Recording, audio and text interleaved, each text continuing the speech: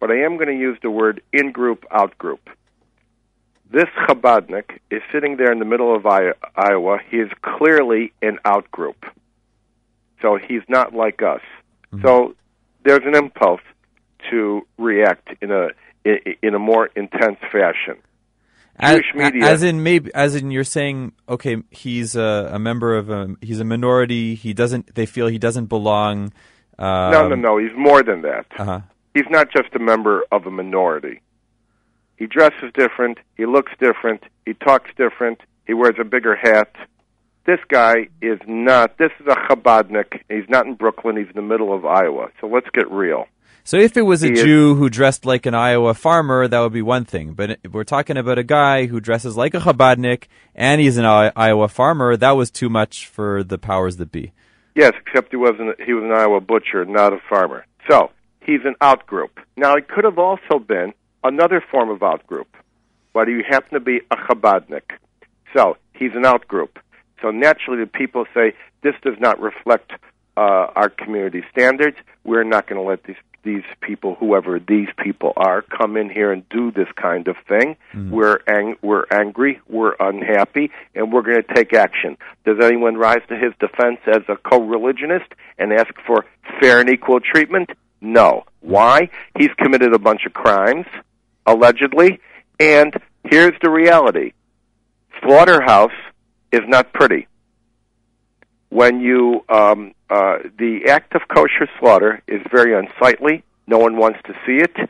Everybody thinks that electricity comes from the wall socket, and they think that kosher meat comes from the back of the supermarket. That's not how it is. So we have a very unsightly process here that a lot of people brought pressure about, including people for the ethical treatment of animals and the unions. Don't minimize the unions here. Mm-hmm. And the unions have a great deal of say-so in this matter in terms of their influence. So the point is, he was an out group. He got a disproportionate treatment. The disproportionate treatment was green-lighted by his own community, which did not rise to the point of asking for similar and equal treatment, and was further green-lighted by a Jewish media, I'm not going to mention any names because I write for all these guys, a Jewish media that took out after this guy as though he was Satan himself. Now, this man has expressed regret in the courtroom for making mistakes, and I read here that his wife also said yes, he's made mistakes. The allegations initially, the charges initially had to do, not the charges, but the investigation initially had to do with misuse of foreign workers. Could it be that this is one of those cases where they couldn't actually prove something, but they knew it, so they pegged it on financial No, you've got charges? It wrong. You have it wrong. You have it upside down. Uh-huh. They could prove it, but the resulting sentence would pale in comparison to the type of life sentence they could get if they abandoned the prosecution for immigration violation and went up on a real side issue, which is paying your beef bill late, God forbid, and engaging in a financial crime, which he did pad his receivables and he did inflate his assets to a certain degree, I am told, bearing in mind I've not personally investigated the case as much as the sentencing. So as a result of paying his bill on time, but based on an inflated assets profile, he's now committed a federal bank fraud.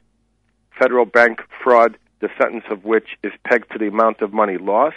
Once you push a guy over the edge, by making it impossible for the family to continue to running the business, not accepting good bids for when the company is about to be bought, and other things.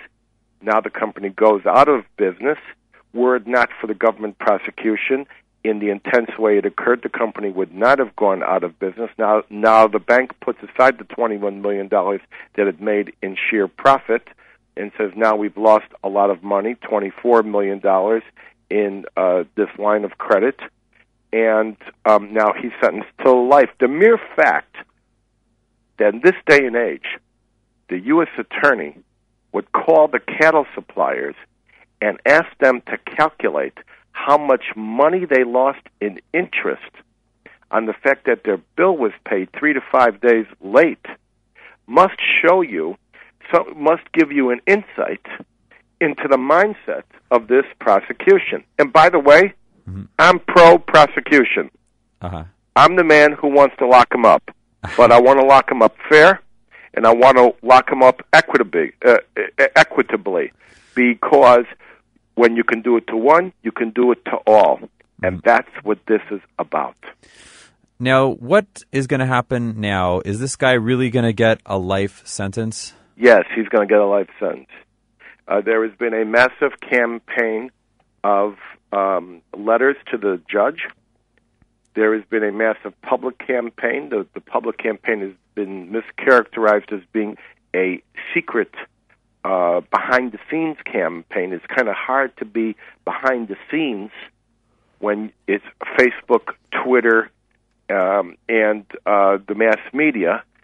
ABC News ran a false item in which they said the Iowa prosecutor's office was monitoring the public protest and the media protest, such as myself. I called the Iowa prosecutor's office. They firmly denied that. So the judge, instead of rendering her opinion last Wednesday, Thursday, and Friday, as was scheduled, has decided to take a 3 to 5 week adjournment and contemplate what the sentence should be. Well, why is that being done? In my opinion, based on the historical precedent of this judge, who has been known to give extremely long sentences for all types of infractions, I believe that this judge will take 3 to 5 weeks to let the heat go down, to let you and me forget about this issue, which is very possible, and then to give the appearance that she has now given a well-considered sentencing rule. And then in 3 to 5 weeks, when she does rule, I believe she's going to come across with 15 to 25 years. And I believe it's going to be closer to 20 to 25 years. Now, that's in spite of the fact that there are numerous jurists, from Ken Starr, who's not exactly a liberal, to Janet Reno, to Alan Dershowitz, to Ed Meese, cutting across all sentencing philosophies, cutting against all conservative, liberal, Democratic, and Republican administrations, from U.S. attorneys, from eminent law professors. All these people are piling on, saying to her, we believe you are being disproportionate. Now, one of two things is going to happen. She's going to buckle. We're speaking of Judge Reed. She is going to buckle and understand that she has made a boo-boo here, or should not make another boo-boo. The problem with that is going to invalidate her sentencing philosophy on dozens of other violators. And if you go to some of the sites that I have gone to, there are attorneys complaining that she will give 15 years to a kid for being caught with drugs.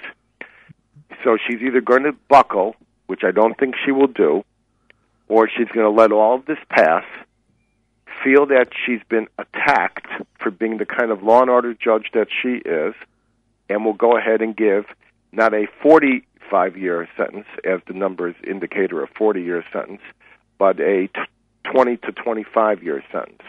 Isn't that anyhow the equivalent of a life sentence? Going to happen, and then you'll be calling me and saying, Mr. Black, what do you think about the lifetime sentence just given to Mr. Rubashkin?